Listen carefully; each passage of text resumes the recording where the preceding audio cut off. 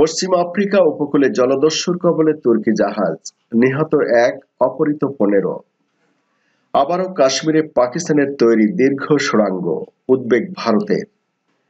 ইসরায়েলে বিশ্বের প্রাচীন মসজিদ আবিষ্কার, 60,000 ট্রাক্টর নিয়ে দিল্লি যাবেন কৃষকরা। যুক্তরাষ্ট্র সিরিয়া থেকে ইসরায়েলে তেল পাঠাচ্ছে, সাবেক মার্কিন রাষ্ট্রদূত। এবং বিশ্বের সবচেয়ে স্বাস্থ্যসম্মত শহর মদিনা, WHO। এতক্ষণ শুনছিলেন সংবাদ শিরোনাম, এবার বিস্তারিত।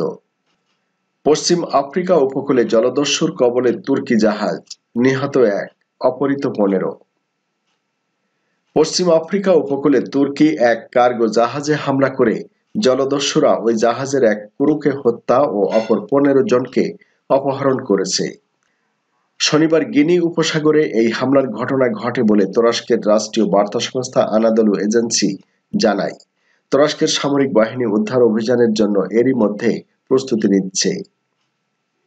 তুরস্কের মেরিটাইম ডাইরেক্টরেট রোববার জানায়, জলদস্যুর হামলার পরিপ্রেক্ষিতে এমভি মোজার্ট নামের ওই জাহাজের ক্রুরা প্রাথমিকভাবে জাহাজের নিরাপদ স্থানে সরে যেতে সক্ষম হয়েছিল, কিন্তু জলদস্যুরা 6 ঘন্টা পর ওই স্থানে জোর করে প্রবেশ করে। এ সময় সংঘর্ষে একজন নিহত হন। তুর্কি সংবাদ মাধ্যমে জানানো হয়েছে, নিহত ওই ক্রু জাহাজটির একমাত্র বিদেশি ক্রু। ফারমান ইসমাইলভ নামের ওই ক্রু আজারবাইজানের নাগরিক। আনাদলু এজেন্সির সংবাদে জানানো হয়, অপহৃত ক্রুদের নিয়ে মাত্র 3 নাবিককে রেখে গিনি উপসাগরে জাহাজটি ছেড়ে যায় জলদস্যুরা। বর্তমানে জাহাজটি গ্যাবনের বন্দর পোর্ট গেন্টিল অভিমুখে চলছে। তুর্কি প্রেসিডেন্ট রজব তায়েব এরদোগান জাহাজে থাকা সিনিয়র কর্মকর্তা ফুরকান ইয়ারেনের সাথে 2 বার কথা বলেছেন বলে তুরস্কের প্রেসিডেন্টের দপ্তর এক টুইট বার্তায় জানায়। টুইট বার্তায় আরও বলা হয়, জাহাজের অপহৃত ক্রুদের উদ্ধারের জন্য প্রয়োজনীয় ব্যবস্থার নির্দেশ দিয়েছেন এরদোগান। ফুরকান ইয়ারেন জানিয়েছেন, জলদস্যুরা সবাইকে মারধর করেছে। মারধরে তিনি পায়ে আঘাত পেয়েছেন। এছাড়া জাহাজে থাকা অপর একজন বিস্ফোরণের শার্পনেলের আঘাতে আহত হয়েছেন। লাইবেরিয়ার পতাকাবাহী মোজার্ট জাহাজটি নাইজেরিয়ার লাগোস বন্দর থেকে দক্ষিণ আফ্রিকার কেপটাউন অভিমুখে যাত্রা করেছিল। শনিবার সকালে সাও তোমে অ্যান্ড প্রিন্সিপের দ্বীপের 100 নটিক্যাল মাইল উত্তর পশ্চিমে জলদস্যুরা জাহাজটির ওপর হামলা করে। তুর্কি পররাষ্ট্রমন্ত্রী মেভলুত চাভুসোগলু ইতোমধ্যেই আজারবাইজানি পররাষ্ট্রমন্ত্রীর সাথে কথা বলেছেন। নিহত আজারবাইজানি নাগরিকের জন্য শোক প্রকাশ করে তিনি জানান, জাহাজটি বন্দরে পৌঁছার সাথে সাথে নিহতের লাশ হস্তান্তর করা হবে। প্রকাশিত সংবাদ অনুসারে জলদস্যুরা জাহাজের নেভিগেশন সিস্টেম ছাড়া বাকি সব সিস্টেম বিকল করে দিয়েছে। ইন্টারন্যাশনাল মেরিটাইম ব্যুরোর সূত্রানুসারে নাইজেরিয়া, গিনি, টোগো, বেনিন ও ক্যামেরুনের উপকূলের গিনি উপসাগরের সমুদ্রপথ জলদস্যুতার কারণে বিশ্বের সবচেয়ে বিপজ্জনক সমুদ্রপথ। 2019 সালের জুলাই মাসে নাইজেরিয়া উপকূলে 10 তুর্কি নাবিককে জলদস্যুরা অপহরণ করে নিয়ে যায়। পরে 1 মাসের কম সময়ে তাদের ছেড়ে দেওয়া হয়। আবারও কাশ্মীরে পাকিস্তানের তৈরি দীর্ঘ সুড়ঙ্গ, উদ্বেগ ভারতের। জম্মু ও কাশ্মীরে ফের পাকিস্তানের তৈরি সুড়ঙ্গের সন্ধান পাওয়ার দাবি করেছে ভারতীয় সীমান্ত রক্ষা বাহিনী BSF। গত 10 দিনে দ্বিতীয় সুড়ঙ্গের সন্ধান মেলায় সীমান্তবর্তী অঞ্চলে উদ্বেগ বেড়েছে ভারতে। দিল্লির দাবি, 150 মিটার লম্বা ওই সুড়ঙ্গ দিয়ে ভারতের সন্ত্রাসবাদীদের অনুপ্রবেশ ঘটাত পাকিস্তান। শনিবার এক BSF কর্মকর্তা জানান, ভারতে জঙ্গি ঢোকাতে সীমান্তবর্তী এলাকায় মাটির নিচে একাধিক সুড়ঙ্গের জাল তৈরি করেছে পাকিস্তান। গোপন সূত্রের ভিত্তিতে সুড়ঙ্গের সন্ধানের অভিযানে নামেন তারা।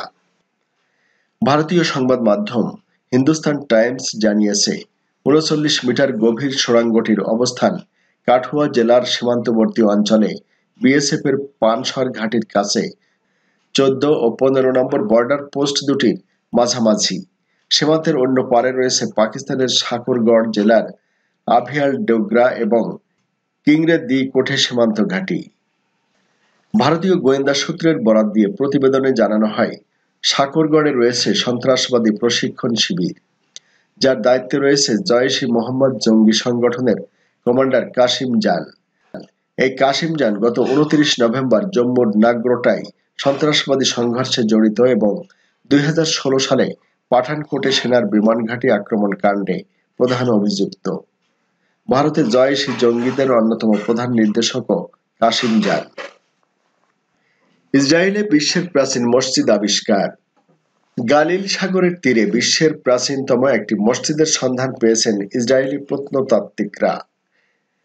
বাইজেন্টাইন যুগের একটি ভবনের সঙ্গে প্রাচীন ওই মসজিদের অংশবিশেষ পাওয়া যায় বলে আরব নিউজের খবরে বলা হয়েছে।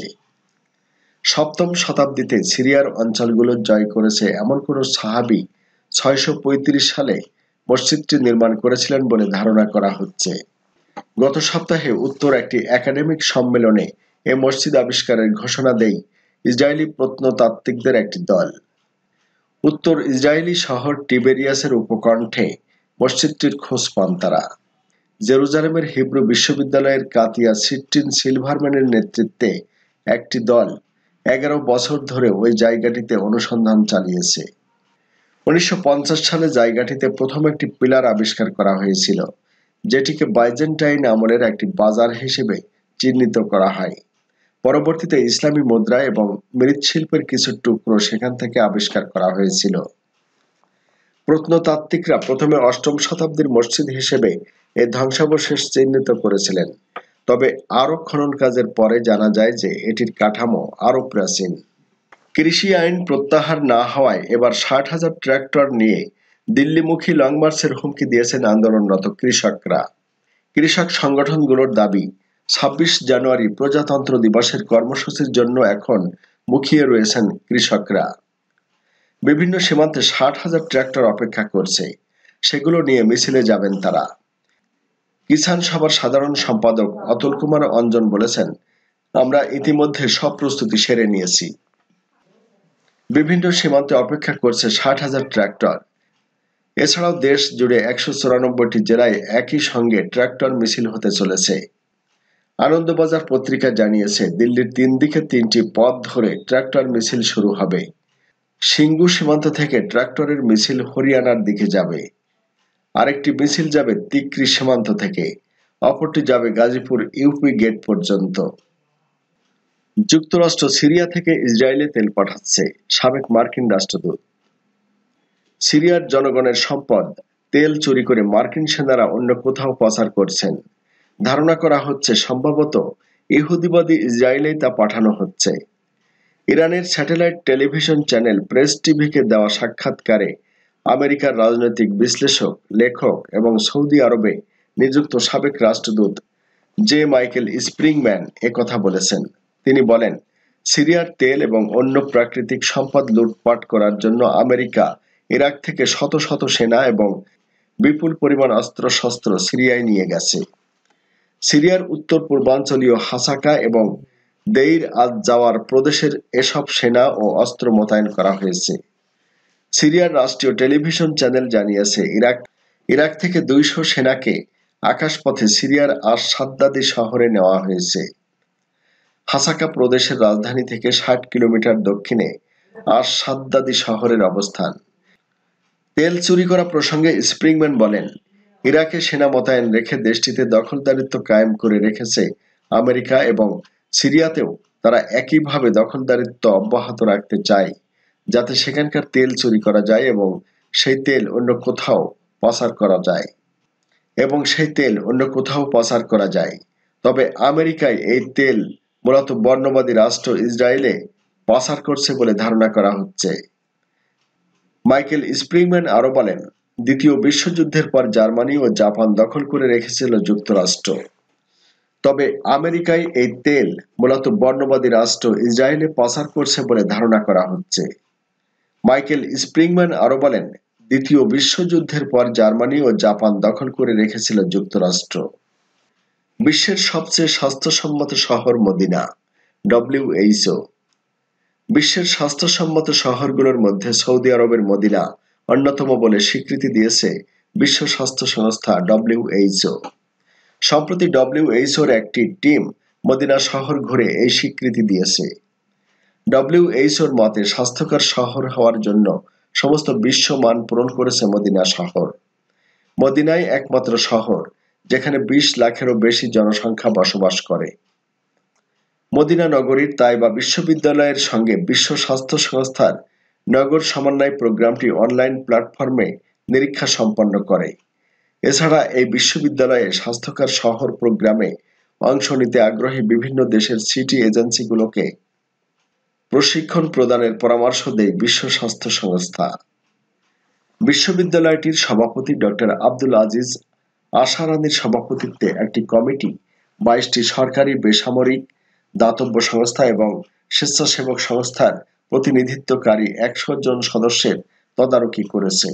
ডব্লিউএইচওর মতে একটি স্বাস্থ্যকর শহর বলা যায় ক্রমাগত শারীরিক এবং সামাজিক পরিবেশ তৈরি করে এবং সেই সম্প্রদায়ের সংস্থাগুলি প্রসারিত করে। ডব্লিউএইচওর মতে একটি স্বাস্থ্যকর শহর হলো যা ক্রমাগত শারীরিক এবং মানসিক পরিবেশ তৈরি করে এবং সেই সম্প্রদায়ের সংস্থানগুলি প্রসারিত করে, যা লোকেরা পারস্পরিকভাবে জীবনের সমস্ত কার্য সম্পাদন করতে পারে এবং সর্বাধিক সম্ভাবনার বিকাশে একে অপরকে সমর্থন করতে সক্ষম হয়।